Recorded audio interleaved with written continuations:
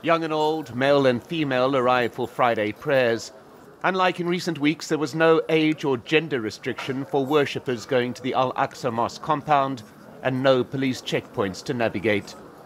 Those who'd been closely checking each identity on past Fridays now relaxing and simply watching as the Palestinian faithful pass by. The scenes were not as peaceful in many parts of the occupied West Bank. Activist groups had declared what they called a day of rage, and there was sporadic fighting between demonstrators and the Israeli army in a number of areas. The wider Israeli occupation remains in place, a critical context for the easing of restrictions at the Al-Aqsa Mosque compound. This is an occupied country, must end the occupied. This is the only country in the whole world has been occupied and treating people miserable. We have enough and it's enough. Palestinians need to be free. But nonetheless, this tenuous calm on this day in this place, a chink of hope for those diplomats who've been seeking a reduction in the level of conflict.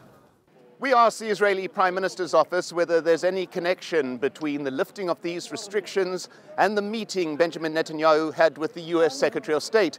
We are told it's a situation on the ground that determines the level of security that is in force. But the question many ask in the light of the calm that has prevailed since the restrictions have been lifted, why were the restrictions imposed in the first place?